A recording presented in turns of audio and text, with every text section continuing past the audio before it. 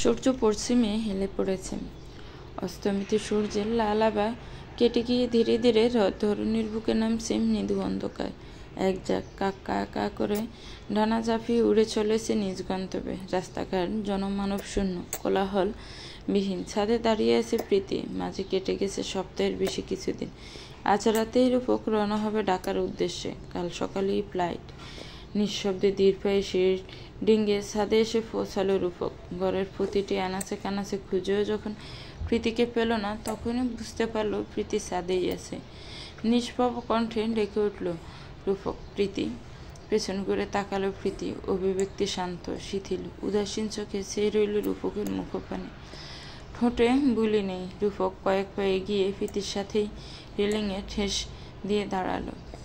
নির্ভরের ন্যায় প্রশ্ন চলল, একটু পরেই চারদিকে আজান হবে, এখনো ছাদে দাঁড়িয়ে আছো কেন? প্রীতি নির্বিকার কণ্ঠে জবাব দিল, ভালো লাগছে তাই দাঁড়িয়ে আছি।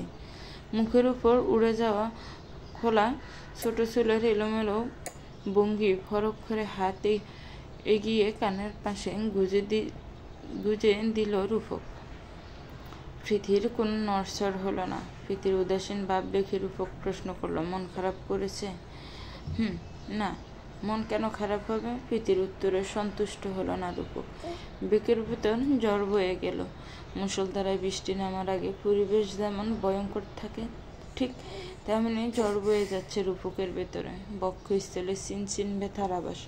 শুকনো ডোক গিলে মুহূর্তে প্রীতিকে টেনে নিল ফাজরের মাঝে। শক্ত হাতের বাঁধনে চেপে রাখল প্রীতির মাথা। প্রশস্ত বুকে মাথা রেখে তার লাভ ডাব শব্দ স্পষ্ট শুনতে পাচ্ছে প্রীতি। অনুভব করতে পারছে তীব্র শব্দ শুধু তার নামে। কথাটা ভাবতে শরীরে তীব্র ঝাঁকুনি ধরল। এতক্ষণ যে ভালো লাগেছিল সেটা মুহূর্তেই কেটে গেল। আবার কবে এই শব্দ তার কর্ণকুহরে তরঙ্গিত হবে? কবে মানবটির বুকে মাথা রেখে শান্তি অনুভব করতে পারবে? বুকের কাছে শার্ট খামচে ধরে ফুফিয়ে উঠল প্রীতি। রূপক নিশ্চুপ, মুখে কোনো রা নেই। ভেতরে ভেতরে রক্তক্ষরণ হচ্ছে তার বুকে। ভালোবাসা এমন কেন হয়? কেন জ্বালিয়ে পুড়িয়ে ছাই করে দেয় হৃদয়কে? প্রীতির চুলের বাজে হাত গলিয়ে দেয় রূপক। প্রীতি মাথা তুলে তাকাতেই রূপকের চোখাচোখি হয়। এখনো পুরোপুরিভাবে অন্ধকার নামেনি। আফসালে চোখের মনিতে বেশি ওঠে প্রীতির মুখখানি। ঢিলে করে খোপা করায় তারা ঘাড়ে এসে ঠেকেছে। সামনের দিকে চুলগুলো বড্ড ভেয়া হয়ে যাচ্ছে। যতই কানের পেছনে গোজা হোক, তারা অবাধ্য হয়ে বিচরণ করছে মুখোপনে। মায়াবী আঁখি যুগল ছেয়ে আছে নির্বিশেষে। পলক ফেলবার চেষ্টা করছে না। গরমের মধ্যে উষ্ঠজোড়া কেমন শুকিয়ে রুক্ষ হয়ে আছে। কিছু একটা চুম্বকের মতো আকর্ষণ করছে রূপককে। গোড়ের মাঝে এগিয়ে যায় প্রীতির সান্নিধ্যে। হালকা ঝুঁকে অদরে অদর ছোঁয়ালো। দুই জোড়া অদর একে অপরের সাথে ঠেসে আছে। প্রীতি চোখগুলো বন্ধ করে নিল। চারদিকে সুমধুর কণ্ঠে আজানের শব্দ ধ্বনিতে হতেই প্রীতি ছিটকে দূরে সরে যায়। চোখে মুখে সংকোচ, লজ্জার আভা। আর এক মুহূর্তে ছাদে না দাঁড়িয়ে দৌড়ে ছাদ থেকে নেমে যায়। প্রীতি যাওয়ার পানে তাকিয়ে লম্বা দীর্ঘশ্বাস ছাড়াই রূপক। নিজেকে কেমন অনুভূতি শূন্য লাগছে। বোতা অনুভূতিগুলোকে অনুভব করতে পারছে না। রূপকের জামা কাপড় সব আবেগেই গোছানো হয়ে গেছে। রূপক একটা স্মার্টফোন বের করে প্রীতির দিকে বাড়িয়ে দেয়। শান্ত আর মিহি কণ্ঠে বলল, এটাতে সব ঠিক করে দেওয়া আছে। আমার সাথে ভিডিও অডিও যেভাবে ইচ্ছে কথা বলতে পারবে। প্রীতি হাত বাড়িয়ে ফোন নিয়ে নেড়ে ছেড়ে দেখে। দুর্বোধ্য হাসলো। ফোনের স্ক্রিন অন করতে তাদের বিয়ের দিনের একটা ছবির সামনে ভেসে ওঠে। প্রীতির ঠোঁটের কোণ আরও প্রসারিত হলো। খাবার খাওয়ার জন্য হাজেরা বেগম হাঁক ছেড়ে ডাকলেন। ওনার মনটাও বিষিয়ে আছে। মায়ের মন। এক ছেলে এমনিতেই দূরে থাকে, এবার অন্যজনও দূরে চলে যাচ্ছে মায়ের কাছ থেকে। গোপনে অশ্রু বিসর্জন দিয়েছিলেন তিনি, কিন্তু ছেলের সামনে কাঁদবেন না, এক ফোঁটাও না। নিজেকে শক্ত রাখলে রূপকও শক্ত থাকবে। পুরুষদেরকে আমরা যতই কঠিন বলি না কেন, প্রিয় মানুষগুলোর জন্য তারা কঠিন নয়। তাদের চোখে নোনা পানির ক্ষরণ হয় না ঠিকই, কিন্তু অন্তরে ক্ষরণ ঠিকই হয়। ধুমড়ে মুচড়ে যায় হৃদয়। খাবারের জন্য ডাক পড়তে সবাই নিচে নেমে আসে। হাজেরা বেগম নিজ হাতে তুলে খাইয়ে দিলেন রূপককে। বাড়িতে প্রীতির পরিবারও আছে। সবার খাওয়া দাওয়া পর্ব শেষ হলো। প্রীতি কাজে হাত লাগাতে গেলে ফারিহা বাধা দিয়ে উঠে বলে, তুমি এখন ঘরে যাও, এদিকটা আমি সামলে নেব। হাজেরা বেগমও ইশারায় প্রীতিকে যেতে বললেন। প্রীতি একেবারে শক্ত নির্লিপ্তে রইল। রূপক ভেবেছিল প্রীতিকে সামলাতে তার কষ্ট হবে, তাই নিজেকে শক্ত করার জন্য মনস্থির করল। কিন্তু না, প্রীতিকে তার চেয়েও কঠিন দেখা যাচ্ছে। রূপক কিছুটা নরম হলো, মোলায়েম কণ্ঠে বলল, মন খারাপ করবে না, আমি যাওয়ার পর কাঁদবে না, সবার কথা শুনে চলবে, কলেজ থেকে সোজা বাড়ি ফিরবে, আমার অনুমতি না নিয়ে কোথাও যাবে না, সময় মতো খাবার খাবে, আমার ফোন ধরবে। প্রীতি ইচ্ছা না থাকা সত্ত্বেও হেসে ওঠে। রূপককে আশ্বস্ত করে বলে, আমি মোটেও কাঁদব না, এখানে মন খারাপ করার কি আছে, আপনি তো আবার চলে আসবেন। রূপক তীক্ষ্ণ চোখে তাকিয়ে রইল প্রীতির দিকে। প্রীতি যে তাকে আশ্বাস দেওয়ার জন্য মিথ্যে আসছে তা রূপক জানে। রূপক চলে যাওয়ার পর প্রীতি কাঁদবে, খুব করে কাঁদবে, সেটাও রূপক জানে। রূপককে ধারালো চোখে নিজের দিকে তাকিয়ে থাকতে দেখে হাসি থামিয়ে দিল প্রীতি। রূপক নিচ থেকে একবার ঝুরিয়ে দিল প্রীতিকে। পিঠে প্রীতির হাতের ছোঁয়া পেতেই শক্ত হয় রূপকের হাতের বাঁধন। সবার কাছ থেকে বিদায় নিয়ে রূপকের বাবা রূপককে নিয়ে বের হলেন। উনি ঢাকা পর্যন্ত যাবেন বলে মনে স্থির করলেন। কালকের দিনটা রাহাতের বাসায় কাটিয়ে তবেই বাড়ি ফিরবেন। গাড়িতে পেছনের সিটে বাবা ছেলে চুপচাপ বসে আছে, কারো মুখে রাগ নেই, না আছে ঘুম। রূপক উদাসীন চোখে রাস্তার দিকে নজর রাখলো। ইচ্ছে হচ্ছে এক ছুটে প্রীতিকে নিয়ে ফিনজরে আটকে রাখতে। সবকিছু আবেগ দিয়ে হয় না, সব কাজে আবেগকে প্রশ্রয় দিলে চলে না। বুকে পাথর চেপে চলল নতুন গন্তব্যে। প্রীতির বাবা মা আজ রাত রূপকের বাড়িতেই কাটাবেন। হাজরা বেগম নীরবে চোখের জল বিসর্জন দিচ্ছেন। প্রীতি এতক্ষণ নিজেকে দমিয়ে রেখেছিল, চোখের পানি আর বাদ মানছে না। মুখে হাত চেপে ফুঁপিয়ে ওঠে, বুক ভারী হয়ে উঠছে, ক্ষণে ক্ষণে কান্নার মাত্রায় বেড়ে যাচ্ছে। আটকে যাওয়া কণ্ঠে হাউ মাউ করে কেঁদে ওঠে, বলে, আমি কাঁদছি, দেখুন না, আমি খুব কাঁদছি আপনার জন্য, কষ্ট হচ্ছে তো আমার। কেন গেলেন আপনি? রাতে আর ঘুম হলো না প্রীতির, সারা রাত কেঁদে বালিশ ভিজিয়েছে। আদার ডিঙ্গিয়ে যখন মেদিনীর বুকে ভোরের আগমন ঘটল, সেই সময়টাতে দু চোখের পাতা বাড়ি হয়ে এলো প্রীতির। তবে সেটা বেশিক্ষণ স্থায়ী হলো না। দরজায় কড়াগাতে ঘুম ছুটে পালিয়ে গেল। একটু পরে রূপক বিমানে উঠবে, তাই এখন সবার সাথে একবার কথা বলে নিতে চাচ্ছে। প্রীতি দরজা খুলে দিতে হাজরা বেগম প্রীতির হাতে ফোন ধরিয়ে দিয়ে চলে গেলেন। প্রীতির চোখ মুখ ফুলে আছে, চোখের ভেতরে সাদা অংশ রক্ত জবার মতো লাল হয়ে আছে। ফোন কানে ধরতেই রূপক জিজ্ঞেস করলো, কেমন আছো? প্রীতি নিরুত্তর রইল। রূপক চোখ থেকে আবার জিজ্ঞেস করলো, তোমার ফোনে কল দিলাম, ধরলে না কেন? এবারেও প্রীতি নিরুত্তর। রূপক ফিসেল হাসি দিয়ে বলল, কথা বলবে না? মিয়ে যাওয়া কণ্ঠে প্রীতি বলল, পৌঁছে গিয়ে ফোন করবেন, বাড়তি আর এক বিন্দুও কথা বলো না। ঠোঁট এলিয়ে হাসলো রূপক। প্রীতি কথা বলছে না দেখে নিজেও আর কথা বাড়ালো না, রেখে দিল কল। মন বিষিয়ে থাকলেও প্রীতি সবার সামনে হাসি খুশি থাকছে। মন মারা ভাবটা কাউকে দেখাচ্ছে না। বাবা মা চলে গেলেন ঘণ্টাখানেক হলো। সবার মন মেজাজ ভালো নেই ভেবে ফারিহা একাই রান্না বসিয়ে দেয়। তার সাথে যোগ হলো প্রীতি। ফারিহা না করলেও প্রীতি শুনেনি। ওর মনে হচ্ছে সবার সাথে থাকলে, কাজে মন দিলে একটু হলেও রূপককে মন থেকে দূরে রাখতে পারবে। স্বপ্না আর ফারুকের ভালোবাসা দিন দিন বেড়েই চলেছে, কিন্তু তার প্রকাশ ঘটছে কম। স্বপ্নার ভালোবাসা একেবারেই অপ্রকাশ্য, তবে যে ফারুককে নিজের মনটা দিয়ে বসে আছে সেটা টেরই পেল না। তার ভালোবাসা অব্যক্তই রয়ে গেল। সে মনস্থির করল, যেদিন লাল টুকটুকে শাড়ি পরে ফারুকের ঘরে পা রাখবে, সেদিন ফারুককে মন উজাড় করে ভালোবাসবে।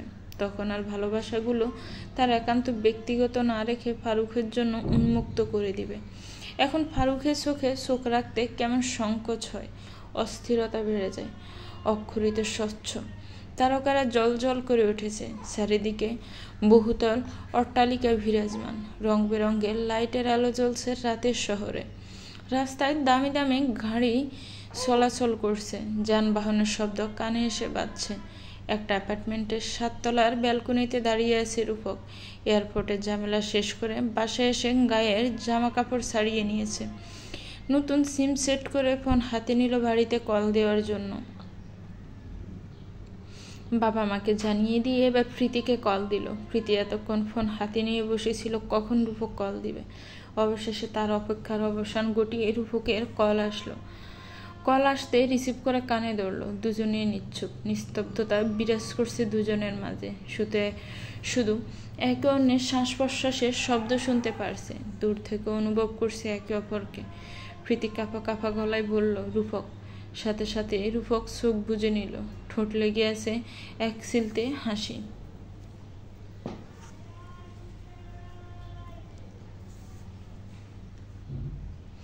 প্রকৃতির তার নিয়ম রূপ বদলায়। শরৎকালের আর্দ্রতা গিয়ে প্রকৃতিতে নেমেছে হেমন্তকাল। মাঠ জুড়ে হলুদ দানের খেলা। সেই দান কেটে আটি বেঁধে ফাল্লার মতো কাঁধে ঝুলিয়ে গৃহস্থের বাড়ির দিকে হাঁটছে কৃষক। ফড়িংয়ের দল উড়াউড়ি করছে ক্ষেতের উপর। হালকা শীত শীত ভাব, দিগন্ত পেরিয়ে তির্যকভাবে ওঠা সূর্যের মিষ্টি রোদ। গাছিরা কুয়াশা ডিঙ্গিয়ে খেজুর গাছ রেছে রস সংগ্রহ করে। সারা বাড়ি খেজুর রস জাল দেওয়ার গ্রানে মৌ মৌ করছে। হাজেরা বেগম নতুন ছোট ধানের চাল রান্না করবেন রস দিয়ে। প্রীতি ফারিহা শাশুড়ির পাশেই আছে।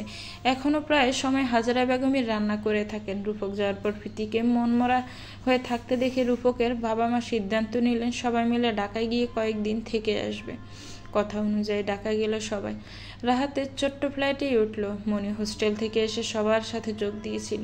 দুদিন না যেতেই প্রীতি গ্রামে ফিরে আসার জন্য তোড়জোড় লাগিয়ে দিল। ওর ভালো লাগছে না আর এখানে থাকতে। 3 দিনের মাথায় আবার সবাই গ্রামেই ফিরে এসেছে। সকালে খেজুর রসের পায়েস খেয়ে প্রীতি ছুটল কলেজের পথে।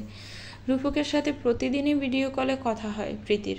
দুজনের মধ্যে সম্পর্ক অনেক গভীর হয়েছে। কলেজের সামনে রিক্সা থামতেই প্রীতি ভাড়া মিটিয়ে নেমে পড়ল। আরমিন অনেকক্ষণ ধরে অপেক্ষা করছিল প্রীতির জন্য। তার দেখা মিলতে টেনে আবার কলেজে গেটের বাইরে চলে আসলো। আরে তুই আমাকে এভাবে টেনে কোথায় নিয়ে যাচ্ছিস? বিরক্তি কণ্ঠে জিজ্ঞেস করলো প্রীতি। উত্তরে আরমিন বলল, আমরা আজ ক্লাস করব না, এক জায়গায় যাব। প্রীতি তিরিক্ষি মেজাজে প্রশ্ন ছড়ল, কোথায় যাবি ক্লাস বাদ দিয়ে? আরমিন থেমে গিয়ে বলল, আরে বাবা এরকম রেগে যাচ্ছিস কেন? একদিন ক্লাস বাদ দিলে তো তোর পুলিশ জামাই তোকে জেলে দেবে না। প্রীতি আরশোকে একবার তাকিয়ে বলল, তার মনের জেলখানা থেকে আমাকে বের করে দিবে যদি তার কথা না শুনি। আরমিন তিক্ত কণ্ঠে বলল, কিচ্ছু হবে না, এখন চল। প্রীতি আরমিনের সাথেই গেল, কিন্তু কোথায় সেটা জানে না। যেতে যেতে দুজনের একটা ঝিলের পাড়ে এসে থামলো। আরমিন বলল, এখানে আমার বয়ফ্রেন্ড আসবে, আমরা দেখা করেই চলে যাব বাড়িতে। আরমিনের কথা শুনে প্রীতি সিটকে সরে গিয়ে বলল, তুই থাক তোর বয়ফ্রেন্ড নিয়ে, আমি নাই বোন। একবার কথা ওনার কানে গেলে আমাকে মেরে ফেলবে। আরমিন প্রীতির হাত টেনে ধরে বলল, এরকম করিস কেন? কিচ্ছু হবে না, তুই না আমার বান্ধবী, আমাকে একা রেখে চলে যাবি? আরমিনের ইমোশনাল ব্ল্যাকমেলের কারণে প্রীতি থেকে গেল, কিন্তু বুকের ভেতর টিপটিপ আওয়াজ হচ্ছে, ভয় কাজ করছে মনে। ঝিলের ঢেউ খেলানো পানির দিকে তাকিয়ে ডুব গিলছে প্রীতি।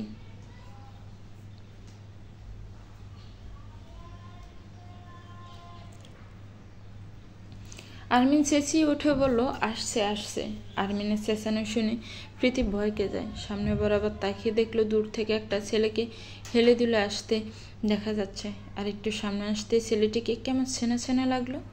ছেলেটি এসে আরমিনের পাশে দাঁড়ালো। প্রীতি চোখ বড় বড় করে বিড়বিড় করে বলল, হাফ প্যান্ট? আরমিন পরিচয় করিয়ে দিয়ে বলল, ও আমার বয়ফ্রেন্ড আপ্পান, আর ও আমার বান্ধবী প্রীতি।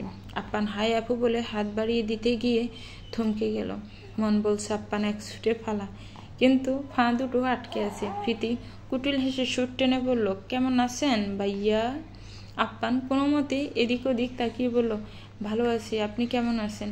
প্রীতি আপ্পানের পা থেকে মাথা পর্যন্ত দেখে নিয়ে বলল, আজ দেখছি হাফ প্যান্ট পরেননি। আপ্পান আচমকা দুহাত জোর করে বলল, প্লিজ ভাবি, আমাদের বাসায় কিছু বলবেন না। প্রীতি অবাক হওয়ার ভান করে বলল, কে ভাবি? ভাইয়া আপনি কি বলছেন? আপ্পান অসহায় কণ্ঠে বলল, এরকম করছেন কেন ভাবি? আমার সাথে তো আপনার কোনো শত্রুতা নেই। আরমিন একবার প্রীতির দিকে একবার আপ্পানের দিকে তাকাচ্ছে, অবাক হয়ে বলল, তোমরা কি একে অপরকে চিনো? আপ্পান আর্মিকে সব বলতে আরমিন খুশিতে আটখানা হয়ে বলল, তাহলে তো জব্বর হবে, 2 বান্ধবী পাশাপাশি বাড়িতে বউ হয়ে থাকবো। আপ্পান বিড়বিড় করে বলল, আমার মায়ের কানে গেলে রক্ষায় থাকবে কিনা সেই চিন্তায় বাঁচি না, আরেকজন এখানে উৎসব করছে। আপ্পানের অসহায় চেহারার দিকে তাকিয়ে প্রীতি মিটি হাসছে। আচ্ছা, জব্দ হয়েছে ছেলেটা, না আর ভয় দেখিয়ে লাভ নেই। প্রীতি আপ্পানকে আশ্বস্ত করে বলল, আমি কিছুই বলবো না তোমার আম্মুকে, নিশ্চিন্তে থাকো। কিছুক্ষণ কথা বলে প্রীতি আরমিন আর আপ্পানকে একা ছেড়ে দিয়ে চলে আসলো। কাঁধে ব্যাগ ঝুলিয়ে সামনে এগোলো প্রীতি। কিছু দূর আসতে সামনে একটা গাড়ি থামে। আপ্পান আরমিনের সাথে কথা শেষ করে বাসার দিকে গেল। রাস্তায় একটা ফোন পড়ে থাকতে দেখে সেটা তুললো। আশেপাশে তাকিয়ে কাউকেই দেখলো না। কাকে জিজ্ঞেস করবে এই ফোনটা কার? ফোনের স্ক্রিন অন করতেই রূপকার প্রীতির একটা কাফল ফিক ভেসে ওঠে সামনে। আপ্পান ব্রুকিসকে তাকালো। মনে মনে বিরক্ত হলো প্রীতির উপর। ইনি সবসময় লাফালাফি করেন, এখন ফোনটাও রাস্তায় ফেলে চলে গেলেন। আপ্পান ফোন হাতে পকেটে নিল। আজকে বাড়িতে যাবে, এক ফাঁকে প্রীতির ফোন দিয়ে আসবে। আরও সামনে যেতে গাছের ওপর প্রীতির ব্যাগটাও পড়ে থাকতে দেখলো। আপ্পানের কপালে এবার শুকনো বাজ পড়ল। মোবাইল এক জায়গায়, ব্যাগ আরেক জায়গায় ফেলে রেখে গেলেন কোথায়? কিছু একটা ভেবে আটকে উঠল আপ্পান। চলে আসো, নতুন মাল দেখে যাও।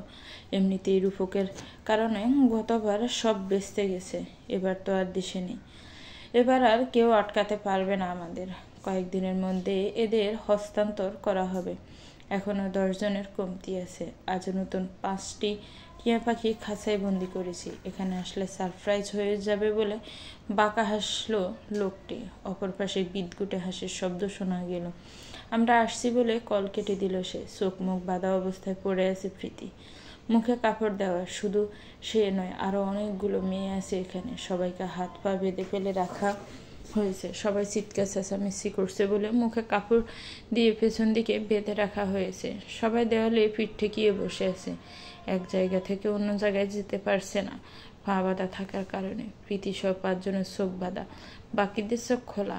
নাকে বাজে একটা গন্ধ এসে ঠেকছে। অনেকদিন ধরে গোসল না করলে মানুষের শরীর থেকে যেমন দুর্গন্ধ ছড়ায় তেমন গন্ধ। কেমন বিদঘুট অনুভূতি। প্রীতির হাত পা কাঁপছে, ভয়ে জড়সড় হয়ে আছে। হৃৎপিণ্ড তড়িৎ গতিতে লাফালাফি করছে। কোথায় আছে প্রীতি কিছুই বুঝতে পারছে না। এই মুহূর্তে রূপকার বাবার কথা বেশি মনে পড়ছে। আপ্পান আর আরমিনকে একা ছেড়ে যখন প্রীতি বাসার পথে রওনা হলো, তখনই ওর সামনের একটা গাড়ি থামে। কিছু বুঝে ওঠার আগে 3-4টা লোক নেমে প্রীতির মুখে রুমাল চেপে ধরে। এরপর আর কিছুই মনে নেই প্রীতির। ফোন হাতে ছিল, সেটা নিচে পড়ে যায়। লোকগুলোর মধ্যে একজন প্রীতির ব্যাগ নিয়ে ছুঁড়ে মারে। রূপক অনবরত প্রীতিকে কল করে চলেছে, কিন্তু ফোন রিসিভ হচ্ছে না। এখন বিকাল 4টা ছুঁই। এ সময় প্রীতির হাতে ফোন থাকার কথা। এতগুলো কল দেওয়ার পরও যখন প্রীতি ফোন তুলল না, তখন অস্থির হয়ে রূপক মায়ের নাম্বারে কল দিলেন। একবার প্রীতির ফোনে রূপকের কল এসেছে দেখেও আপ্পান ফোন তুলল না, সাইলেন্ট করে রেখে দিল।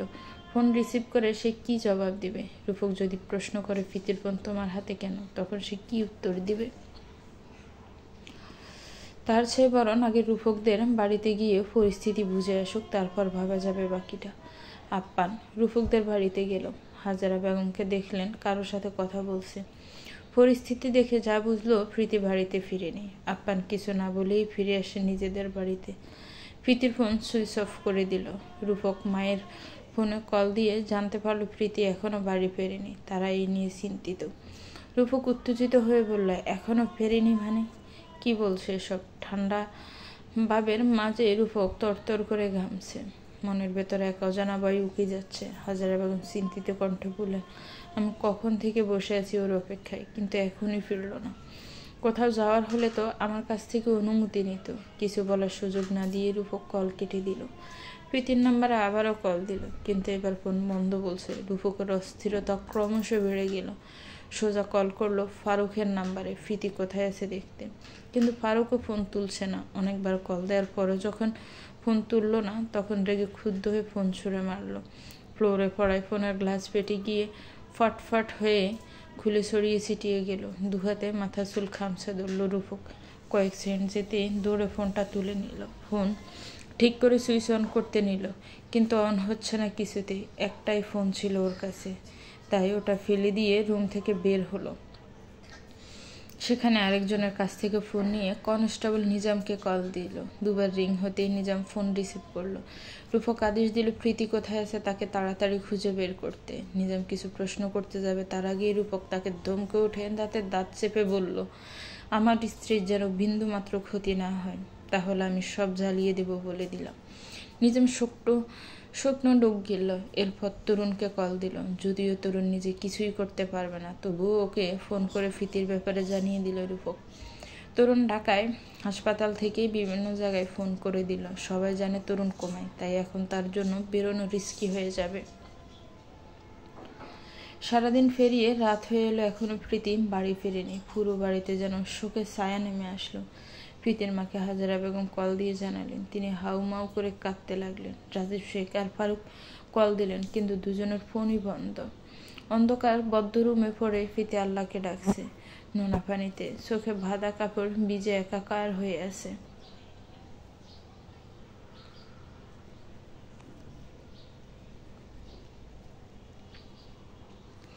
আফনান আরমিনকে ফোন দিয়ে ফিতির ব্যাপারে জানিয়ে দিল। আরমিন তখন অবাক হয়ে বলেছিল আফনান কেন রূপকের বাড়িতে এ কথা জানায়নি। আফনান ভীতে সমস্ত হয়ে বলল, আমার মাথা তখন কাজ করছিল না। বিবিসি মোবাইল ব্যাগ দিতে গেলে যদি আমাদের কথা জেনে যায়, যদি প্রশ্ন করতো এটা যে ফিতির বাবির ব্যাগ, সেটা আমি কিভাবে জানি। আরমিন রেগে গিয়ে বলল, ফোনের স্ক্রিনে ছবি নেই? বললেই তো হতো ব্যাগ আর ফোন একই জায়গায় পেয়েছো, আর ছবি দেখে চিনেছো। আফনান এখন আফসোস করছে। আরমিন শাসি বলল, তাড়াতাড়ি গিয়ে ওনাদের বাসায় সব জানো, অনেক বড় বিপদ হয়ে যেতে পারে। রাত 10টা বাজে আফনান ছুটল রূপকদের বাসায়। হাজারা বেগমকে বলল, ফিতির ব্যাগ আর ফোন রাস্তায় পড়ে থাকতে দেখেছে, ছবি দেখেই চিনতে পেরেছে, এখন এগুলো দিতে এসেছে। টেনশনের ভেতরে কেউ আর প্রশ্ন করলো না। বিকেলে যখন আফনান এসেছিল তখন কেন এই কথা বলল না। সবার চিন্তা বেড়ে এখন দ্বিগুণ হয়েছে। এখনো ফিতির হদিশ পেল না। Hello mister Rocky. হ্যান্ডশেক করার জন্য হাত বাড়িয়ে দিয়ে বলল মধ্যবয়স্ক ব্যক্তি। রকি ঠোঁট বাঁকিয়ে হেসে হাত বাড়িয়ে দিল। এখানে মোট 3 জন উপস্থিত আছে। তাদের মধ্যে কথোপকথন চলছিল। ফিতিসহ সবগুলো মেয়েকে ধরে নিয়ে আসা হলো। ওদের কথোপকথন শুনে ঘৃণায় ফিতির ঘা জ্বলে উঠল। ওর আর বুঝতে বাকি রইল না ওকে কোথায় নিয়ে আসা হয়েছে। তবে কয়েকটা কথা কানে বাজতেই মনে হলো কণ্ঠস্বরগুলো উঠছে না। কান খাড়া করে কথাগুলো শোনার চেষ্টা করলো, কিন্তু সেরকম আর কোনো কথা কানে ভেসে আসলো না। রকি বলল, তো দেখা যাক একে একে শখ পাখিদেরকে। আর বলেছিলাম সারপ্রাইজ আছে, সেটা সবার শেষে দেখবে। একে একে সব মেয়েদের মুখ থেকে মুখোশ সরিয়ে আগত 2 ব্যক্তিকে দেখানো হচ্ছে। ঠোঁটে বিদঘুটে হাসি খেলছে তাদের। একেবারে শেষ পর্যায়ে এসে প্রীতির মুখ উন্মুক্ত করলো। সামনের 2 ব্যক্তি সহ প্রীতির 3 জনে চমকে উঠল। অবিশ্বাস্য চোখে তাকালো প্রীতি। ঘৃণায় প্রীতির চোখে পানি চিকচিক করে উঠল। রকি হেসে দিয়ে বলল, এটা হলো সারপ্রাইজ? দেখো রূপকের প্রিয়তমা। শেষের কথাটা সুর টেনে বলল রকি। রাজীব শেখ আর ফারুক থমকে গেল। হত বিহম্বল সাহনি নিক্ষেপ করে তাকালো প্রীতির দিকে। প্রীতি অন্যদিকে মুখ ফিরিয়ে নিল। চিৎকার করে বলল, ঘৃণা করি আমি তোমাদের। মা বাবার বুক খালি করে তাদের সন্তানদের নিয়ে ব্যবসা করো, একটু বুক কাঁপে না তোমাদের? অবশ্য কাঁপবে কেন? যেখানে নিজের মেয়েকে বোনকে ছাড় দেও না, সেখানে অন্য কারো মেয়েকে ছাড় দেবে কেন? এক একটা অমানুষ জানোয়ারের দল বলে একদলা থুতু ফেলল প্রীতি। রকি তেড়ে এসে ফিতির গালে সপাটে চড় মারতে গেলে রাজীব শেখ রকির হাত ধরে আটকে দেয়। শান্ত স্বরে রকিকে বলো, ওর হাতের বাঁধন খুলে ছেড়ে দাও। রকি তীক্ষ্ণ চোখে তাকিয়ে বলল, মানে? আর এটা রূপকের সবচেয়ে বড় দুর্বলতা আর আমাদের সবচেয়ে বড় হাতিয়ার। ওকে ছাড়া প্রশ্নই আসে না। বেশ ছড়া দাম হবে এর। ফারুক চোখ মুখ খিচিয়ে চিৎকার করে বলল, ও আমার বোন হয়, আর একটা বাজে শব্দ মুখ দিয়ে বের করলে জিব্বা টেনে ছেড়ে ফেলবো। রকি অবিশ্বাস্য চোখে তাকালো ফারুক আর রাজীব শেখের দিকে। রাজীব শেখ ইশারায় বোঝালেন ফারুক যা বলছে সেটাই সত্যি। এবার রকি তীরের মতো প্রশ্ন ছুড়ল, রূপক পুলিশ অফিসার জেনেও মেয়েকে কেন বিয়ে দিলেন? রাজীব শেখ কণ্ঠে তেজ নিয়ে বললেন, সেটা তোমার না জানলেও চলবে, আগে আমার মেয়েকে ছাড়ো। রকি বাঁকা হেসে বলল, ওকে জানলাম না, কোনো ব্যাপার না, তবে মেয়েকে নিয়ে যেতে হলে যে মোটা অঙ্ক প্রদান করতে হবে। রাজীব শেখ হুঙ্কার ছেড়ে বলল, ও আমার মেয়ে। রকি দাঁতে দাঁত চেপে বলল, আওয়াজ নিচে। ব্যবসায় মেয়ে ছেলে দেখবে না, টাকা দেখবে, টাকা। মুহূর্তে শান্ত কণ্ঠে বলল, এবারের চালানে 5 কোটি টাকার মতো আসবে। সেখানে তোমাদের ভাগে 30% আর আমার ভাগে 70% যাবে। ফারুক রকির কলার চেপে ধরে বলল, বেশি বাড়াবাড়ি করছো কিন্তু। রকি কলার ছাড়িয়ে বলল, রিল্যাক্স। হাইপার হওয়ার দরকার একদমই নেই। তোমাদেরকে আমি অপশন দিচ্ছি দুটো, হয় বোনকে নাও, নয়তো 30% মেনে যাও। এখন চয়েস তোমাদের। রাজীব শেখ মেনে নিলেন রকির শর্তে। ফারুকও রক্তচক্ষু নিয়ে রাজীব শেখকে বলল, এত টাকার লোকসান আমি কিছুতেই মেনে নেব না। রাজীব শেখ ফারুককে শান্ত করে বলল, এখন তোমার বোনকে বাঁচানো জরুরি, বুঝতেই পারছো। ফারুক কিছুতেই শান্ত হতে পারছে না, তবুও রাজীব শেখের উপর কথা বলতে পারবে না। রাজীব শেখ শর্ত মেনে প্রীতিকে ছাড়িয়ে নিয়ে গোডাউন থেকে বের হলো। সামনে গিয়ে ফারুক প্রীতির হাত মুঠো করে ধরতেই প্রীতি জাড়া মেরে সরিয়ে দিল। আঙ্গুল উঁচিয়ে কাট কাট গলায় বলল, কোনো পাপী যেন আমাকে স্পর্শ না করে, ভুলে দিলাম। প্রীতি আর কিছু বলল না, এখন কিছু বলাই বিপদ। সে বাড়িতে গিয়ে রূপককে সব জানাবে, কিচ্ছু বাদ রাখবে না। ফারুক প্রীতির অভিব্যক্তি ফরক করে বলল, তুই যদি ভেবে থাকিস রূপককে সব কিছু জানাবি, তবে ভালো হবে না, বলে দিলাম। প্রীতি রোশানক দৃষ্টিতে তাকিয়ে বাজখাই গলায় বলল, কি করবে, আমাকে নিয়ে ব্যবসায় নামবে? ফারুক আচমকা প্রীতির গলা টিপে ধরল। প্রীতির শ্বাসরুদ্ধ হয়ে যাওয়ার উপক্রম দেখে গলা ছেড়ে ডান হাতে দুগাল টিপে ধরল। দাঁত চেপে বলল, বেশি কিছু না, একটা ননদ আছে না তোর, ঢাকায় থাকে হোস্টেলে, ওকে তুলে নিয়ে আসবো। কলেজ ছেড়ে কোথায় গিয়েছিলে? তোর জন্য আজ কোটি টাকা লস হতে যাচ্ছে। প্রীতি কেঁপে উঠল, ভয়ার্ত চোখে তাকিয়ে তুতলিয়ে বলল, খবরদার, মনিয়াপুর কোনো ক্ষতি করবে না। আমি স্বপ্ন আপাকে সব বলে দেব। তোমরা কতটা নোংরা, জঘন্য, সব বলবো। ফারুক আরেকটু জোরে চাপ দিল। আঙ্গুল ঢেবে গেল প্রীতির গেলে। বলল, স্বপ্নাকে কিছুই বলবি না, আমি স্বপ্নাকে ভালোবাসি। প্রীতির তাচ্ছিল্য হেসে বলল, ভালোবাসা? লজ্জা করে না এই শব্দ তোমার ওই নোংরা মুখে উচ্চারণ করতে? আমি সব বলবো স্বপ্না আপাকে। ফারুক শান্ত কণ্ঠ হুঙ্কার ছেড়ে বলল, এখানে কিছুই হয়নি, তুই কিছুই জানিস না। মনে আছে তো তোর ননদের কথা? রাজীব শেখ ধমকে বললেন, আহ! ফারুক, গাল ছাড়ো, ব্যথা পাচ্ছে আমার আম্মাজান। ফারুক গাল ছেড়ে দিল সাথে সাথে। প্রীতি চোখ ঘুরিয়ে তাকালো রাজীব শেখের দিকে, ঘৃণা ভরা চোখে বলল, আমি কারো আম্মা জান না। দ্বিতীয়বার আর আপনার মুখে আমি আম্মা জান ডাক শুনতে চাই না। ফারুক প্রীতিকে বলল, সব কিছু মাথায় রাখবি আমি কি বলেছি। এখন আমি গিয়ে বাড়িতে পৌঁছে দেব। আমি যা যা বলবো শুধু হাতে হাঁ জানাবি, নাতে না। কথা না শুনলে আগে তোর ননদকে তুলে আনবো, পরে তোর স্বামীকে ধ্বংস করব। প্রীতির ভয় হচ্ছে না, বরং নিজের উপর ঘৃণা হচ্ছে, কেন সে এমন পরিবারে জন্ম নিল। এজন্যই বুঝি তাদের মা মেয়েকে কখনো বলতো না কিসের ব্যবসা তাদের। এত এত কালো টাকা এই নারী ব্যবসা দিয়ে উপার্জন করেছে। ফারুক প্রীতিকে রূপকের বাড়িতে নিয়ে আসে। রাত তখন 12টা ছুঁইছে।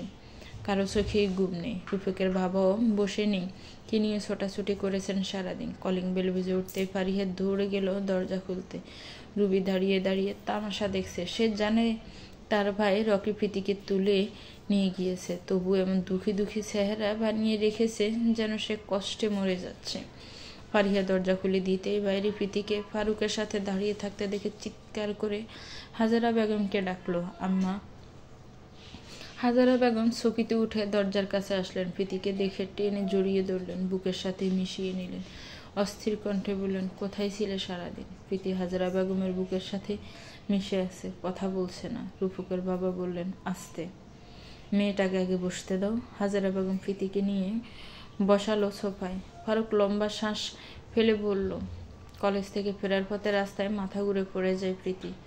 ওখান থেকে কয়েকজন মিলে ওকে হাসপাতালে ভর্তি করায়। শরীর একেবারে দুর্বল থাকায় জ্ঞান ফিরতে ফিরতে রাত হয়ে যায়। প্রীতিকে যে হাসপাতালে ভর্তি করা হয়েছে সেখানে আজ আমার একজন বন্ধু তার মায়ের রিপোর্ট আনতে গিয়েছিল। সৌভাগ্যবশত প্রীতির কেবিনের সামনে দিয়ে যাওয়ার সময় প্রীতিকে দেখে ভিতরে ঢুকে। পরে ডাক্তারের কাছ থেকে জানতে পারে প্রীতিকে কয়েকজন মিলে এখানে ভর্তি করিয়ে দিয়ে চলে গেছে। তখন সে আমাকে ফোন করে জানায়, আর আমি ছুটে গিয়েছিলাম। প্রীতি অনুভূতি শূন্য হয়ে ফ্লোরে তাকিয়ে রইল। সবাই ফারুকের বানোয়াট কাহিনী বিশ্বাস করে নিয়েছে। হাজারা বেগম এবার বকাঝকা শুরু করলেন প্রীতিকে। খাওয়া দাওয়ার ব্যাপারে ভালো করে নজর দিতে বললেন। ফারুক দাঁড়িয়ে পড়ে বলল, আমি বাড়িতে যাচ্ছি, মা চিন্তা করছেন, আমি ফোন করে জানিয়ে দিয়েছি প্রীতির কথা। ফারুককে বিদায় দিয়ে হাজারা বেগম ফারিহাকে বলল, প্রীতির জন্য খাবার বাড়তে। প্রীতিকে বললেন জামা কাপড় পাল্টে ফেলতে। প্রীতি এলোমেলো পায়ে সিঁড়ি বেয়ে উপরে উঠল। প্রাণহীন চোখে তাকিয়ে এগিয়ে গেল আলমারির দিকে। একটা শাড়ি নিয়ে গোসল করে আসলো। হাজেরা বেগম খাবার নিয়ে এসে প্রীতিকে খেতে বললেন। লোকমা বানিয়ে প্রীতির মুখের সামনে দৌড়ল। প্রীতির এই মুহূর্তে পেটে ক্ষুধা থাকলেও খেতে ইচ্ছে করছে না। মুখ থেকে গলা অবধি খাবার নামবে না। অস্পষ্ট স্বরে খাবো না বলতে হাজেরা বেগম ধমকে বললেন, খাবার না খেলে মার একটাও মাটিতে পড়বে না। তুমি নিজেই তো বললে আমি তোমার আরেকটা মা, শাসন করে নিতে। এখন কথা শুনছো না কেন? ইচ্ছে না থাকা সত্ত্বেও প্রীতি হা করলো। কয়েক লোকমা খেয়ে আর খাবো না বলল। হাজেরা বেগম আর জোর করলেন না। প্রীতিকে ঘুমাতে বলে চলে গেলেন। হাজেরা বেগম যেতেই প্রীতি দরজা আটকে দিল। চোখ ভেঙে নামলো অশ্রু বৃষ্টি। পায়ের পাতায় ভর দিয়ে হাঁটু গেড়ে বসে পড়ল। কিছুতেই মেনে নিতে পারছে না তার বাবা আর ভাইয়ের এত বড় প্রতারণা। অথচ নিজের বাবাকে পৃথিবীর শ্রেষ্ঠ বাবা ভেবেছিল, আর আজ সেই বাবার অপকর্মে নিজের চোখে দেখেও কিছু করতে পারছে না। সাফা আর্তনাদ করে ঠোঁট ভেঙে কেঁদে দিল। বেশি আওয়াজ করল না। রাতের পরিবেশ নিস্তব্ধ থাকে। কান্নার আওয়াজ অন্য রুমে শোনা যেতে পারে। ফ্লোরে বসে হাঁটুতে থুতনি ঠেকিয়ে কান্নায় ভেঙে পড়ল প্রীতি। মৃদু স্বরে বলছে, আমি অবুঝ নেই রূপক, দেখুন আমি অনেক বড় হয়ে গেছি, সব বুঝতে শিখে গেছি, সব কিছু সহ্য করতে শিখে গেছি। আমি নিজের বাবা ভাইয়ের অপকর্ম সম্পর্কে জেনেও আমি আপনাকে কিচ্ছু বলতে পারছি না, তাদেরকে বাধা দিতে পারছি না। এর চেয়ে বড় কষ্ট কি হতে পারে? এই ব্যথাটা আমাকে দাঁতে দাঁত চেপে সহ্য করতে হচ্ছে। আল্লাহ আমাকে এমন দৃশ্য কেন দেখালো? এর আগে মরে গেলাম না কেন? আপনাকে বড্ড মিস করছি আমি। এই সময়টাতে আপনার বুকে মাথা রেখে শান্তি অনুভব করতে চাইছি। আমি নিরুপায়, তবে আল্লাহ তাদের পাপের শাস্তি অবশ্যই দেবেন। ক্রিং ক্রিং ক্রিং। রূপক ফোন কানে তুলতেই অপর পাশ থেকে আওয়াজ আসলো, চিন্তার কিছুই নেই, একদম সেফ আছে তোমার প্রিয়তমা, এখন বাড়িতেই। রূপকের লম্বা শ্বাস ফেলে বলল, বাড়ি থেকে ফোন এসেছে, আমি শুনেছি। সারাদিন আজ ফোনে এক নয়, ওকে 9 ফোন করে সব কিছু করিয়েছে রূপক। ভয় কাটলো, শান্ত হলো না। কণ্ঠে তীব্র হুঙ্কার তুলে ছাড়লো, তোমাকে দায়িত্ব দিয়ে আসার পরও কিভাবে এত কিছু ঘটে গেল? নাকি নিজের দায়িত্ব না মনে করে প্রীতিকে বোঝা মনে করছিলে? যেখানে খুশি যাক, তাতে তোমার কি, তাই তো? বিপরীত পাশ থেকে হুঙ্কার আসলো, ঠিক করে কথা বলো, তুমি মনে হয় সব কিছু ভুলে যাচ্ছ। রূপক থেমে গিয়ে বলল, কি কি ঘটেছিল আজ? অপর পাশ থেকে বলল। ফোন কেটে দিয়ে রূপক ভাবলো প্রীতিকে কল দিব। পরক্ষণে কিছু একটা ভেবে কল দিল না। সকালে কথা বলা যাবে।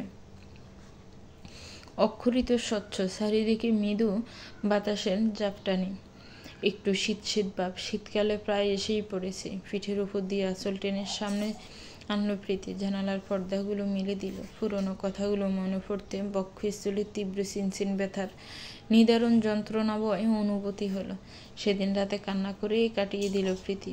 2-3 দিন আর কলেজেও যায়নি। আরমিন এসে দেখে গেছে প্রীতিকে। প্রথম রূপক কল দিলে প্রীতি কথা বলতে চাইতো না, এড়িয়ে চলতো রূপককে। রূপক যখন হাজেরা বেগমের ফোন করে পাগল করে দিত, তখন হাজেরা বেগম এসে প্রীতিকে বকাবকি করতেন, ফোন কেন ধরে না। পরে প্রীতি নিজ থেকে একদিন কল দিল। রূপক ধরতে পারলো না, কাজে ব্যস্ত থাকায়। পরে বাসায় এসে রাতে কল দিয়েছিল প্রীতিকে।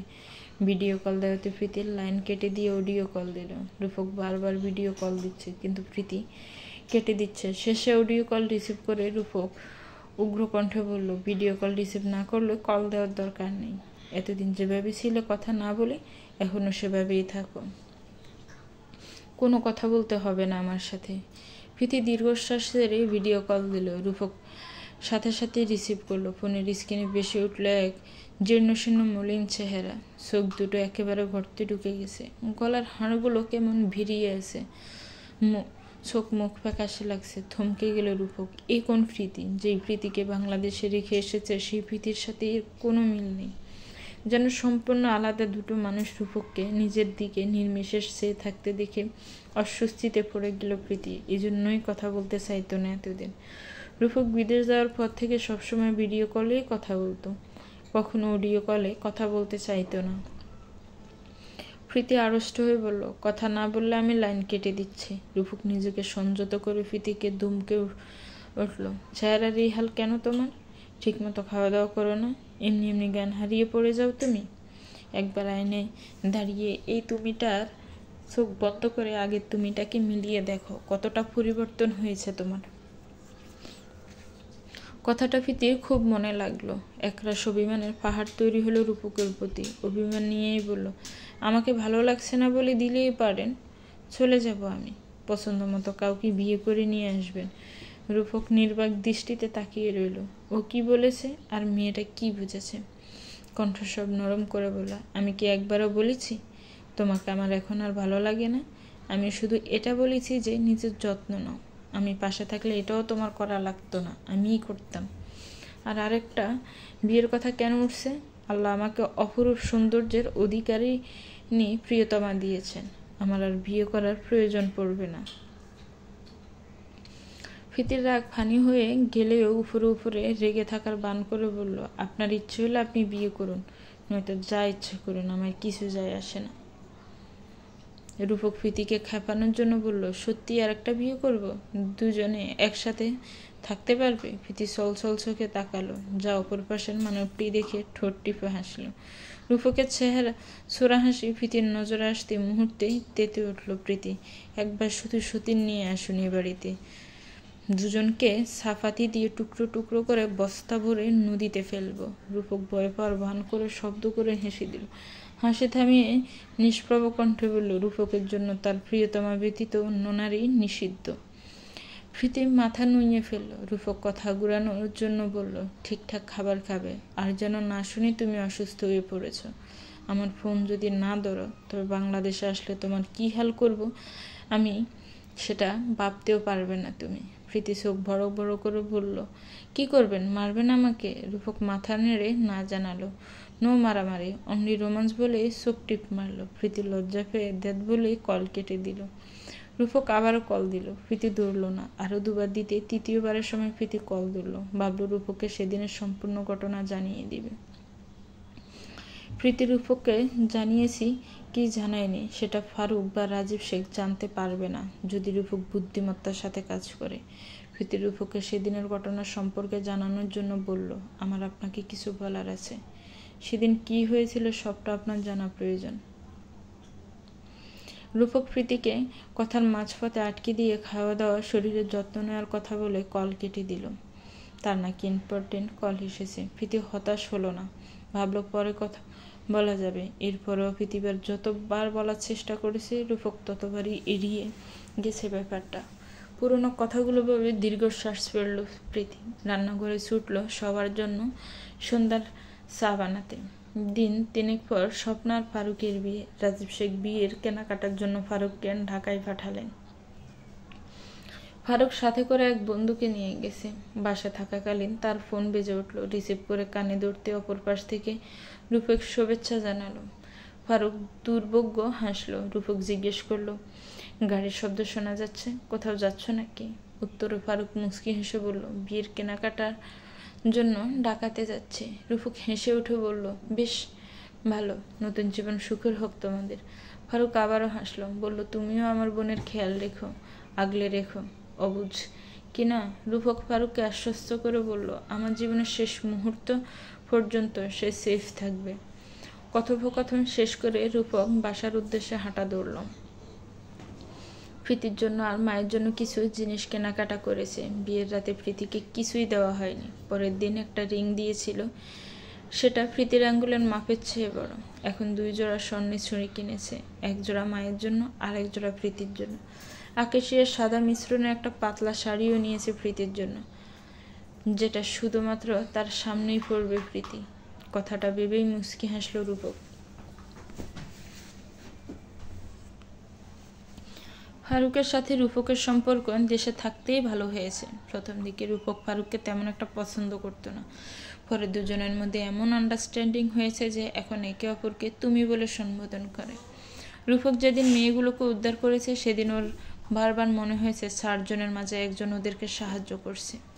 যে সাহায্য করেছিল তার পায়ে সেদিন একটা গুলি লাগে। পরের দিন প্রীতি রাগ করে বাপের বাড়িতে চলে যাওয়ায় রূপক যখন তাকে আনতে যায়, সেদিন ফারুকের পাওয়া একই রকম গুলি লাগার ক্ষত দেখতে পায়। রূপকের সন্দেহ গভীর হয়। তখন কিছু না বলে প্রীতিকে মানাতেই ব্যস্ত ছিল। সেদিন রাতে তরুণকে বিদায় দিয়ে রূপক ফারুককে ফোন করে দেখা করতে বলল। প্রথমে ফারুক হকচকিয়ে গেলেও পরক্ষণে রূপকের সাথে দেখা করতে চলে আসে। গভীর রাতে রাস্তায় দাঁড়িয়ে রূপক যখন ফারুকের দিকে প্রশ্ন ছুঁড়ল ওর পায়ের এই ক্ষতটা কীভাবে হয়েছে, তখন ফারুক আমতা আমতা করে বলল, কেটে গেছে। আর তুমি এত রাতে আমাকে এই কথা জিজ্ঞেস করতে ডেকে এনেছ? রূপক তাচ্ছিল্য হেসে বলল, পুলিশকে শিখাচ্ছেন কোনটা কাটার কথা আর কোনটা গুলি লাগা? ফারুক আর বাড়াবাড়ি করলো না। কিছুক্ষণ চুপ থেকে লম্বা শ্বাস ফেলে বলল, কি জানতে চাও বলো। রূপক তীরের মতো প্রশ্ন ছুড়ে দেয়, নারী পাচারের সাথে কতদিন যাবৎ জড়িত আছেন? বাকি 3 জন কারা? কি নাম তাদের? ফারুক দৃঢ়স্বরে সব বলতে লাগলো। সেদিন ওখানে 4 জনের মধ্যে আমি, রাজীব শেখ, রকি, আর যার মাধ্যমে মেয়েগুলোকে বিদেশে নিয়ে ব্যবসা করা হবে, যার নামে বিক্রি করা হবে, সে ছিল মিরন হায়দার। রূপক বিস্মিত হলো সবার নাম শুনে। রকির কথা তরুণ জানালেও এতদিন সে ধরাছোঁয়ার বাইরে ছিল। আজ রাজীব শেখের কথা শুনে বেশি অবাক হলো। ফারুক আবারও বলা শুরু করলো, রাজীব শেখের কিসের ব্যবসা ছিল সেসবে আমার কোনো কালেই আগ্রহ ছিল না। প্রথমে পড়ালেখা, পরবর্তীতে নিজের সহপাঠীদের নিয়ে আড্ডা দেওয়া, এসবই চলছিল আমার। উনি কখনো আমাকে ব্যবসার হাল ধরার কথাও বলেননি। গ্রামে একে একে মেয়েগুলো সব উদাও হয়ে যাচ্ছে, অথচ কেউই এর হদিশ পাচ্ছে না। একদিন রাজীব শেখকে আমি ফোনে কথা বলতে শুনে ফেলি, যা ছিল নারী পাচার সম্পর্কিত। সেদিন জেনে গিয়েছিলাম ওনার অপকর্মের কথা। তার কথাবার্তায় বুঝতে পেরেছি যে তার পথের কাটা হবে, তাকে উপড়ে ফেলতে দুবার ভাববে না। তাই আমি সেদিন ওনার মুখোমুখি হই, কৌশলে তার ব্যবসায় ঢুকি। উনি আমাকে প্রথমে ব্যবসায় নিতে নারাজ ছিলেন। বললেন, তোমার এখন আনন্দ করার বয়স, তুমি এসবে এখন মাথা ঘামিও না। আমি যে তার নারী পাচারের ব্যবসায় কথা জেনে গিয়েছে সেটা বলে তাকে ব্ল্যাকমেল করলাম। বললাম, আমি তো অন্য কিছু চাই না, শুধু আপনার ব্যবসায় আমিও সামিল হতে চাই। আমাকে না নিলে সব পাশ হয়ে যাবে, সেটা নিশ্চয়ই ভালো হবে না। সেদিন উপায় না পেয়ে আমাকে ওনার সাথে জড়িত করেন। দিন দিন আমি নিজের কাজ দ্বারা ওনার বিশ্বস্ত হয়ে উঠি। আমার লক্ষ্য ছিল ওদের সাথে থেকে মেয়েগুলোকে রক্ষা করা, ওদের বিরুদ্ধে সব প্রমাণ জোগাড় করা, তারপর সেগুলো পুলিশের হাতে হস্তান্তর করা। তাই গতকাল রাতে আমি আড়ালে তোমাদেরকে সাহায্য করেছি, যাতে মেয়েগুলোকে মুক্ত করতে পারো। রূপক সন্ধিয়ান কণ্ঠে বলল, আমি কিভাবে বিশ্বাস করবো আপনি সব সত্যি বলছেন? ফারুক ঠোঁট বাঁকিয়ে হেসে বলল, তুমি বুদ্ধিমান, তাই বাকিটা আর বলার প্রয়োজন মনে করলাম না। তুমি নিজেই সব বুঝো। রূপক প্রশ্নাত্মক কণ্ঠে বলল, কিন্তু রাজীব শেখকে বাবা না বলে বারবার রাজীব শেখ বলে সম্বোধন করার কারণ কি? ফারুক বলল, সেটাও জানতে পারবো কোনো একদিন। ফিতির কিডন্যাপ হওয়ার পরে ওকে বাড়িতে পৌঁছে দিয়ে রূপকের সাথে সেদিন ফারুকই কথা বলেছিল। সেদিনের সম্পূর্ণ ঘটনা রূপকের জানা আছে, তাই বারবার ফিতি বলতে চাইলে ও ব্যাপারটা এড়িয়ে যায়, যাতে এসব বলতে গিয়ে ফিতি আরও ভেঙে না পড়ে। লাল টুকটুকে বেনারসি সাথে সাজের যাবতীয় জিনিসপত্র কিনে ফারুক বাড়িতে যাবেন। গতকাল রাতেই ঢাকার উদ্দেশ্যে রওনা দিয়েছে। এখানে এসে একটা হোটেলে উঠেছে। আজ বিয়ের কেনাকাটা শেষ করেছে। একটা রেস্তোরাঁয় ঢুকে ফারুক আর তার বন্ধু মধ্যাহ্নভোজ সেরে নিয়েছে। এখন থেকে বাস স্ট্যান্ডে গিয়ে বাস ধরবে। জানালা পাশের সিটে মাথা এলিয়ে চোখ বুজে রইল ফারুক।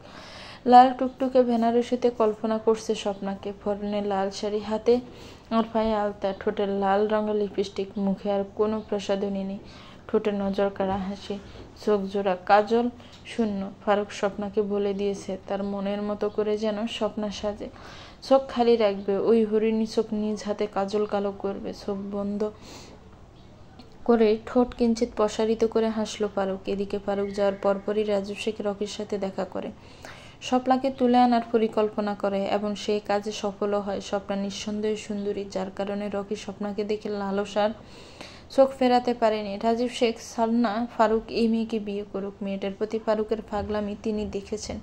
বারবার মনে হচ্ছে স্বপ্নাই তার ব্যবসার জন্য কাল হয়ে দাঁড়াবে। তাছাড়া এই মেয়েকে ছড়া দামে বিক্রি করা যাবে। তাই তো ফারুককে ঢাকায় পাঠিয়ে রকির সাথে কথা বলে স্বপ্নাকে তুলে আনেন। স্বপ্নাকে দেখার পর রকি একটা আবদার করে বসে, এখন এমন পরীর মতো মেয়েকে এত সহজে ছেড়ে দিলে হবে? আমি এর সাথে একটা রাত কাটাতে চাই। রাজীব শেখ এবার রকির রকিকে তার ফাঁদে ফেললেন। তিনি শর্তে জুড়ে দিলেন, এবারে টাকা কথা অনুযায়ী তোমার 70% আর আমাদের 30% পাওয়ার কথা ছিল, কিন্তু এই মাসে রাত কাটাতে হলে আমাকে 50%ই দিতে হবে। রুখি মুখ দিয়ে সসূচক শব্দ করে বলল, ছেড়ে দিলাম। রাজীব শেখ প্রশান্ত কণ্ঠে বললেন, কি? রকি হেসে উঠে বলল, টাকার বাদ। টাকা আসবে যাবে, কিন্তু এরকম একটা সহজে পাওয়া যাবে না।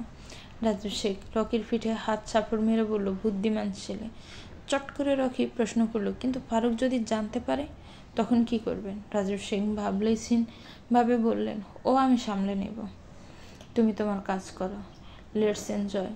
রাতের অন্ধকারে ফারুকের কণ্ঠস্বর নকল করে একজন স্বপ্নাকে বেরিয়ে আসতে বলে। স্বপ্না বের হতে রাজি হচ্ছিল না কিছুতেই। প্রতিদিনই ফারুক জানালার এক পাশে আর ওর ঘরের ভেতর জানালার অন্য পাশে থেকে কথা বলতো। স্বপ্না চুপ থাকতো, যা বলার ফারুকই বলতো, কিন্তু আজকে ফারুক কেমন চাদর নিয়ে নাক মুখ ডেকে এসেছে। স্বপ্না কারণ জিজ্ঞেস করতে বলল, প্রচুর ঠান্ডা, তাড়াতাড়ি বেরিয়ে আসো, কালকে ঢাকায় যাব বিয়ের কেনাকাটার জন্য, তখন আর দেখা হবে না। নানা রকমভাবে ফোর্স করে স্বপ্নাকে বের করে আনে। সেখান থেকে অজ্ঞান করে স্বপ্নাকে নিয়ে আসা হয় মেয়ে পাচারের মেন ডেয়ার। জ্ঞান ফিরতে কেমন গা ছমছম করে উঠল। চোখ খোলা থাকায় পাশের মেয়েগুলোকে দেখে আটকে উঠল। বুঝতে পারল ওকে কোথায় নিয়ে আসা হলো। ফারুকের প্রতি তীব্র ঘৃণা জন্ম নিল স্বপ্নার মনে। তবে এতদিন সব মিথ্যে নাটক ছিল। যদি তাকে দিয়ে ব্যবসায় করাচ্ছিল, তবে মন নিয়ে কেন খেললো? এরকম হাজারো ভাবনার মাঝে তাকে দুজন টেনে হিঁচড়ে নিয়ে আসলো রাজীব শেখ আর রকির সামনে। রাজীব শেখকে দেখে প্রথমে মনে কিছুটা সাহস সঞ্চার করলেও পরক্ষণে রকি আর রাজীব শেখের কথোপকথন শুনে স্তব্ধ হয়ে গেল স্বপ্না। তার মানে ফারুকের কোনো দোষ নেই, আগেই তাকে ঢাকায় পাঠিয়ে দেওয়া হয়েছে। অবাক দৃষ্টিতে তাকিয়েছিল রাজীব শেখের দিকে। তিনি স্বপ্নার মাথায় হাত বুলিয়ে বলল, মোটেও রকিকে বিরক্ত করবি না, আজ রাতে তাকে খুশি করতে হবে বলেই বিদঘুটে হাসি দিলেন। স্বপ্না ঘৃণায় মাথার উপর থেকে রাজীব শেখের হাত ঝাড়া মেরে ফেলে দিয়ে ফিসিয়ে গেল। একদলা থুতু ছুঁড়ে মারল রাজীব শেখের মুখে। রাজীব শেখ বাম হাতে মুখ মুছে রক্তচক্ষু নিয়ে তাকালো স্বপ্নার দিকে। সপাটে গালে একটা সর বসিয়ে দিলেন। স্বপ্না ছিটকে টেবিলের কোণে মাথা ঢুকে পড়ে। ব্যথা বলে আর্তনাদ করে ওঠে। রাজীব শেখ অকথ্য ভাষায় কয়েকটা গালি দিয়ে বেরিয়ে গেলেন। রকি স্বপ্নার হাত ধরে তুলে মাথা থেকে পা অব্দি লালসার নজরে দেখে তাকে টেনে নিয়ে যেতে লাগলো। স্বপ্না চিৎকার করে ছোটাছুটি করার চেষ্টা করে চলেছে, কিন্তু লাভ হচ্ছে না। উপস্থিত সবাই দাঁড়িয়ে দাঁড়িয়ে হাসছে, যেন তারা বেশ মজা পাচ্ছে। রকি একটা রুমে নিয়ে গিয়ে ছুঁড়ে মারল স্বপ্নাকে। দরজার সপাটে বন্ধ করে দিয়ে এগিয়ে গেল। স্বপ্না ফিসিয়ে যেতে যেতে খাটের একেবারে কোনায় গিয়ে ঠেকেছে। বেডসের টেবিলে পানির গ্লাস ছিল। গ্লাস হাতে নিয়ে পানি ছুঁড়ে মারল রকির দিকে। রকি যখন রেগে গিয়ে গায়ের পানি ঝাড়তে ব্যস্ত, তখনই শব্দ করে টেবিলের সাথে বাড়ি দিয়ে গ্লাস ভেঙে টুকরো টুকরো ভাঙ্গা কাজ হাতে নিয়ে তাক করে রকির দিকে। রকি খুব সাবধানে এগিয়ে এসে সামনের দিকে। স্বপ্না কাছের টুকরো দিয়ে আঘাত করতে যাবে, তার আগেই রকি হাত মুছে ধরে স্বপ্নার গালা আরেকটা ছড় মেরে কাছের টুকরো ফেলে দেয়। ধাক্কা মেরে ফেলে দেয় স্বপ্নাকে। ক্ষুধার্ত ভাগের মতো ঝাঁপিয়ে পড়ে স্বপ্নার উপর। প্রথম দিকে ছোটাছুটি করলেও পরক্ষণে একেবারে নিস্তেজ হয়ে পড়ে স্বপ্না।